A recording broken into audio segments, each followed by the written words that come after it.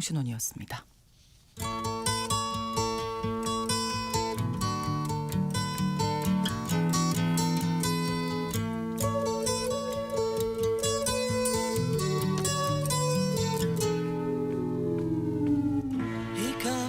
AI 산업을 이끄는 아이콘이라고 할 수 있는 엔비디아가 왕년의 휴대폰 제왕 노키아에 무려 10억 달러를 투자했다고 합니다. 노키아 아마 기억하는 분들도 많으실 텐데요. 10여 년 전에 삼성에 밀려서 휴대전화 시장에서는 몰락했지만 지금은 5G 통신 장비 회사로 탈바꿈했는데 엔비디아가 왜 노키아에 거액을 투자한 건지 오늘 글로벌 경제에서 알아보겠습니다. 3프로TV 언더스탠딩 김상훈 기자 오늘도 나오셨습니다. 어서 오세요. 네, 안녕하세요. 노키아 한 번쯤은 쓰고 싶었던 휴대폰인데. 저도 한 번도 못 써봤는데. 그러니까요. 네. 네, 그렇게 기억을 하고 있었는데 네. 엔비디아가 투자를 했다고 해서 맞습니다. 놀랐어요. 지난달 28일 엔비디아가 핀란드의 노키아와 전략적인 파트너십을 맺고 네. 10억 달러 규모의 지분 투자를 단행한다. 이런 발표를 했는데요. 네. 2.9%의 지분을 확보해서 주요 주주로 올라서게 됩니다. 당연히 주가도 급등을 했고요. 네. 같은 날 핀란드 헬싱키 거래소에서 노키아 주가가 20% 급등합니다. 2016년 1월 이후에 최고 기록이라고 하더라고요. 거의 10년 만에. 맞습니다. 네. 엔비디아와 노키아가 손잡은 건 인공지능 무선 통신 네트워크 이 시장을 선점하기 위해서인데요. 네. AI 슈퍼사이클이 시작되면서 고만고만한 시장이라고 불렸던 통빈 장비 시장도 들썩이고 있습니다.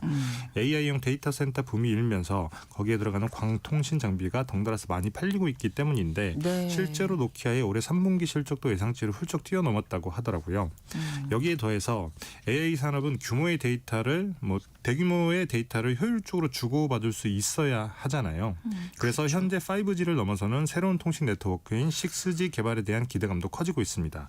그걸 노키아와 같이 개발하겠다라고 하는 게 엔비디아의 계획입니다. 네, 그러니까 노키아가 우리가 알고 있었던 것처럼 휴대전화를 만드는 회사였는데 지금 맞습니다. 이제 달라진 거죠. 그렇죠. 사실 지금 20대 젊은 층에게는 굉장히 생소할 수 있긴 합니다만 네. 지금 3040 세대에게는 노키아는 매우 친숙한 브랜드였죠.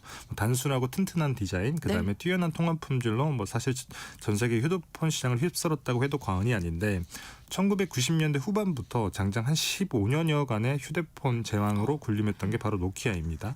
한때 핀란드 대학생 모두가 노키아 입사를 꿈꿨다라고 할 정도로 잘 나갔다고 그렇죠. 하는데요. 네. 하지만 2007년 이게 아이폰 출시로 시작된 스마트폰 시대의 흐름을 올라타지 못하면서 쇠락의 길을 걷게 됩니다. 네. 한때 국내 휴대폰 시장에서 삼성전자 쌍벽을 이뤘던 LG와도 조금 비슷한데요.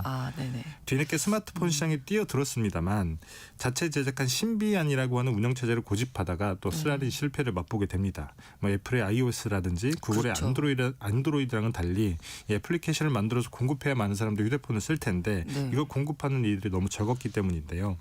그렇게 2012년에 왕자의 자리를 삼성전자에게 넘겨줬고요. 2014년에는 막대한 적자를 기록하던 휴대전화 제조 사업부를 마이크로소프트에 팔면서 이제 노키아 폰은 역사의 뒤안길로 사라집니다. 핀란드 GDP의 4%, 그다음에 수출의 20% 이상을 책임지던 노키아도 그렇게 몰락을 했고요. 예, 몰락한 회사에 투자를 하겠다라는 거니까. 그렇죠. 예, 그래서 오늘 저희가 다루는 것 아니겠습니까? 맞습니다. 사실 노키아라는 회사가 대단한 게 휴대폰 사업은 몰락했지만 또 새로운 캐시카우를 찾아내기는 합니다. 2014년에 취임한 라지브 수리 라는 CEO가 노키아의 부활에 신호탄을 쏘아 올렸다고도 할 수 있는데 원래 이 인물 같은 경우에는 원래 노키아에서 B2B 통신 네트워크 장비 사업부를 총괄하던 인물이었어요. 적자투성이었던 사업부를 구조조정해서 내실 있게 바꾸는 데 성공을 했는데 휴대폰 사업부가 사라지니까 자연스럽게 그가 CEO 자리에 올라서게 된 겁니다. 네. 어떻게 되살렸냐. 실패한 과거는 철저하게 외면을 하고 새롭게 다가올 5G 시대를 미리 준비를 합니다. 2015년에 당시 156억 유로, 우리 돈으로 치면 한 25조 원 정도 되는 돈을 주고 프랑스의 경쟁사인 알카텔 루센트라고 하는 회사를 인수합니다. 네. 노키아 역사상 가장 큰 인수합병인데요. 이걸 통해서 통신 장비 시장의 강자로 올라서게 됩니다. 알카텔 루센트. 네.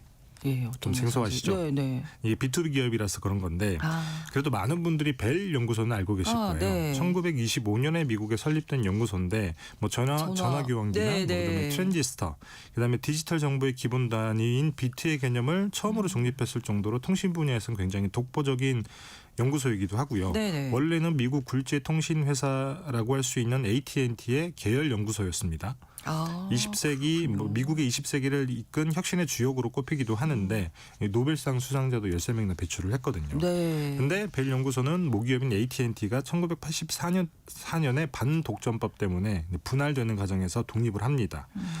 그래서 결국 세력의 길을 걷다가 1996년에 프랑스 알카텔 루슨트에게 넘어가는데요. 네. 그 벨 연구소를 품은 알카텔 루슨트를 노키아가 인수한 겁니다. 그렇게 벨 연구소가 가지고 있던 3만여 개에 달하는 엄청난 규모의 특허도 노키아 손에 들어갔고요. 네. 벨 연구소의 기술력을 바탕으로 해서 통신 장비 시장의 글로벌 강자로 올라서게 된 겁니다.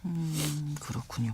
통신 장비 시장에서 그럼 노키아의 경쟁력은 어느 정도인가요? 사실 노키아의 5G 시장, 노키아의 전략 같은 경우는 5G 시장을 선점하겠다는 거였는데요. 우리가 네. 쓰는 휴대폰을 보면 언제는 LTE 통신망에 접속해 맞아요. 있고 또 언제는 5G 통신망에 네, 접속해 왔다 있을 갔다 때가 하더라고요. 있잖아요. 네. LTE는 4G 통신망이거든요. 그래서 이론적으로는 5G 통신 속도가 LTE의 20배 정도에 달하는데 네. 예를 들어서 4기가바이트의 영화를 다운로드 받는다라고 가정을 해보면 네. LTE 통신망으로는 1시간이 걸리는데 5G 통신망을 사용하면 3분이면 됩니다. 엄청난 격차인 건데 그러니까요.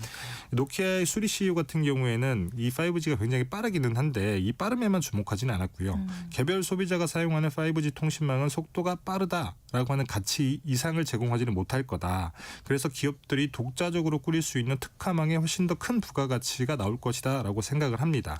예를 들어서 스마트 팩토리나 같은 산업 자동화, 그다음에 물리 세상을 디지털 공간에 똑같이 구현해서 다양한 시뮬레이션으로 굉장히 작업의 효율성을 높이는 디지털 트윈 같은 네. 이 5G 여기 5G 특화망이 적용이 되는데요. 네. 그래서 노키아가 이 5G 산업에 집중적으로 투자를 합니다.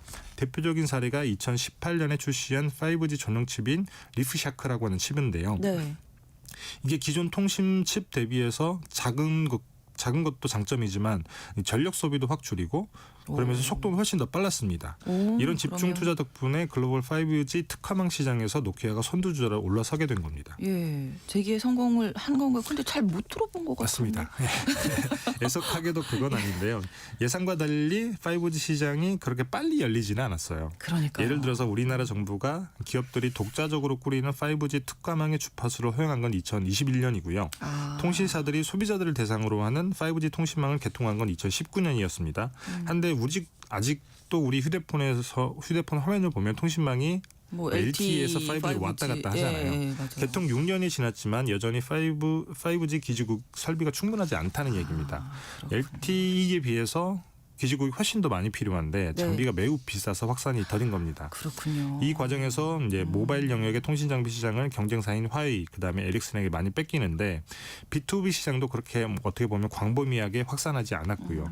그렇다 보니 시장 점유율도 양강이라고 할 수 있는 화웨이 그다음에 에릭슨에게 한참 뒤쳐져 있고요. 네. 삼성과 중국의 중兴통신 이렇게 해서 5대 공급 업체에 이름을 올려놓고 있는 수준입니다. 그래서 결국 수리 CEO 같은 경우에도 막대한 투자만 하고 성과는 내지 못했다라는 비판 때문에 자리에서 물러나기도 했습니다. 네, 그럼에도 엔비디아가 투자를 결정한 거네요. 맞습니다. 세상만사 세용지마라고도 할 수 있는 게 네. B2B에 집중했다라고 말씀을 드렸잖아요. 네. 결국에 빛을 보지 못했지만 네. 그런 와중에 갑자기 AI 산업이 확 뜬 겁니다. 이 AI 산업 때문에 막대한 돈을 들여 개발한 노키아의 5G 특화망 기술이 빛을 보게 된 건데요.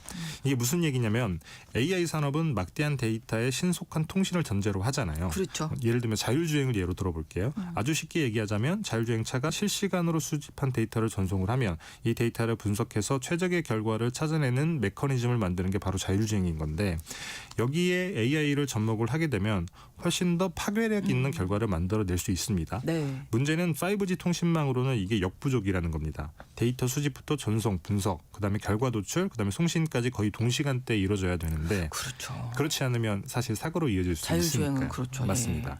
그래서 AI 산업에서는 5G 대비해서 50배나 빠른 속도를 제공하는 6G 통신 기술이 필수적입니다. 네. 이걸 AI 네이티브 네트워크라고 합니다. AI 네이티브 네트워크. 조금 말이 어렵긴 하죠. 예. AI가 능숙하게 구현되는 네트워크다 이렇게 이해를 하시면 되는데 그래서 이 AI가 6G 네트워크에 보이지 않는 곳에서 작동하면서 네트워크를 최적화하고 네. 오류를 예측해서 그 오류를 줄이는 역할을 하는 겁니다. 빠르면 2030년경에 상용화될 것으로 예상이 되고 있는데 네. 이 6G 원천 기술 개발을 주도하고 있는 게 바로 노키아의 벨 연구소고요. 그다음에 AI 산업에 딱 들어맞는 특화망의 독보적인 기술을 가지고 있는 게 바로 노키아인 겁니다. 네, 그 기술 어떤 건가요? 뭐 예를 들면 우리나라 KT와 공동으로 개발하고 있다라고 해서 우리나라에서도 조금 기사가 보도가 됐던 건데 네. 시멘틱 통신이라고 하는 기술이 있습니다. 시멘틱 통신. 네. 기존의 통신 기술 같은 경우에 데이터의 모든 요소를 전달하는 방식이에요. 네. 하지만 그 데이터에는 필요한 게 있고 필요하지 않은 게 있을 수 있잖아요. 그렇죠. 예를 들면 통화 음성 데이터라고 해보죠. 당사자들 간의 대화를 제외한 음성 데이터는 사실 필요가 없습니다. 커뮤니케이션에는. 네. 하지만 지금의 통신은 대화 음성 이외에 다른 음성의 데이터까지도 모두 다 통신하는 방식이에요. 그래서 예를 들면 대화만 뽑아냈으면 좋겠는데 맞습니다. 무슨 말인지 그렇죠. 무슨 말을 지금 나누고 있는지. 그렇죠. 그래서 다른 시멘틱 소리도. 통신 같은 경우에는 예. AI를 활용해서 데이터가 가진 의미나 맥락을 이해하고 핵심 정보만 추출해서 전달하는 통신 기술을 말합니다. 네. 그래서 기존 대비해서 현재의 낮은 데이터 전송량으로 같은 의미의 데이터를 전달할 수 있게 되는 건데요. 네네. 훨씬 더 효율적으로 그리고 빠르게 통신할 수 있다. 뭐 이런 장점이 있는 겁니다. 네. 이런 기술에 뭐 엔비디아가 주목하고 있는 것이고요. 근데 엔비디아가 이제 통신 장비 업체가 아니라 칩을 만드는 회사잖아요. 네, 맞습니다. 그래서 노키아가 필요. 그렇죠. 같군요. 사실 6G 통신 기술에서도 가장 중요한 게 칩인데요. 네. 앞서 말씀드린 리프샤크 같은 고성능 칩이 필요하기도 합니다.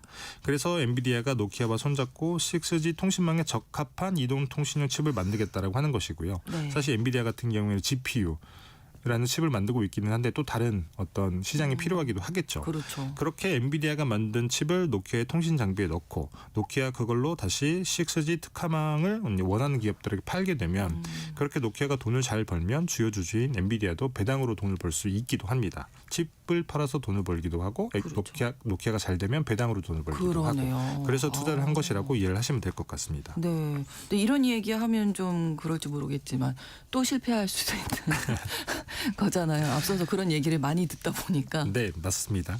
근데 엔비디아가 투자하는 이유가 AI를 접목할 수 있는 6G 통신 기술 때문만은 또 아니기도 해요. 통신 기술에는 칩도 필요하지만 네. 구리선을 대체할 수 있는 광섬유도 필수적입니다. 어쨌든 데이터 센터에는 어마어마한 양의 구리가 필요한데 이 구리를 통해서 사실 통신이 전달이 되는 것이거든요. 네, 네. 근데 광섬유 같은 경우 훨씬 더 효율적으로 통신을 할 수 있기 때문에 이걸 조금 주목하고 있는데 네. 근데 광통신 분야에서도 중국 화웨이의 뒤를 이어서 노키아가 2등이에요. 그렇군요. 네. 그래서 올해 초에 미국 경쟁사인 인피테라라고 하는 회사를 인수하면서 2위로 올라선 건데 네. 최근에 덩치를 공격적으로 키우는 이유는 바로 데이터 센터 때문입니다. 앞서 말씀드린. 그래서 AI 산업이 폭발적으로 성장을 하면서 AI용 데이터 센터도 굉장히 많이 빠르게 늘고 있는데 네. 사실 지구촌 곳곳에서 전기가 전기 부족하다라는 부족. 예. 불만이 가득할 정도잖아요. 네. 미국에서도 AI 데이터 센터 때문에 전기요금이 너무 올랐다. 이런 볼멘 소리가 나오기도 하는데요. 어쨌든 데이터 센터가 늘면 그만큼 노키아의 노키아. 그렇죠. 노키아의 광섬유 통신 장비도 많이 팔리게 됩니다. 네, 네, 네. 실제로 올해 3분기 노키아가 예상치를 훌쩍 뛰어넘는 순매출 12% 증가를 실적을 기록했다는 것도 이것 때문인 건데 네. 그래서 노키아가 AI 슈퍼사이클에 올라탔다라는 그런 평가가 나오고 있기도 합니다. 이번에는 좀 화려하게 부활의 가능성이 좀 더 많다. 뭐 그렇게 예상이 되는데 사실 노키아라는 회사가 참 재밌는 회사인 게 이 회사가 160년쯤 된 회사이거든요. 네, 네. 근데 오랜 기간 동안에 시류에 따라서 주력 사업을 그때그때 바꿔왔어요. 예를 들면 1858년, 매우 오래전이잖아요. 그러니까요. 그때는 펄프 공장으로 시작을 합니다. 재질을 만드는 회사였던 거죠. 그다음에 1900년대 들어서는 타이어나 고무장화를 만드는 고무회사로 이제 바뀌었고요. 네. 1960년대 들어서 전자장비를 만드는 회사로 이제 다시 또 시작을 했는데 1990년대 들어서 휴대폰 사업에 집중하면서 1998년에 모토로라를 꺾고 세계 1위에 오른 뒤에 뭐 15년간 왕자를 지켰었죠. 그다음에 애플과 삼성의 약진으로 몰락을 했는데 다시 또 통신 장비 회사로 탈바꿈을 했잖아요. 이번에는 AI, 그다음에 엔비디아라고 하는 발판으로 다시 한번 화려하게 비상할 수 있을 기회를 잡기는 했는데 그러네요. 과연 엔비디아의 손을 잡고 뭐 잡은 게 어떤 결과로 이어질지 많은 이들 관심이 쏠리고 있기는 합니다. 예, 노키아 이야기 들으면서 시대의 변화를 또 읽을 줄 알아야 되고 맞습니다. 거기에 따라 변화할 수 있는 유연성이 있어야겠구나. 맞습니다. 뭐 이런 생각도 하게 됐습니다. 글로벌 경제 3프로 TV 언더스탠딩 김상훈 기자와 함께했습니다. 고맙습니다. 네, 감사합니다. 오늘 끝곡으로 원 리퍼블릭의 시크릿 전해드리면서 KBS 일라디오 신성원의 오늘 세계는 마치겠습니다. 내일 오전 11시 5분에 다시 뵙겠습니다. 고맙습니다. 네.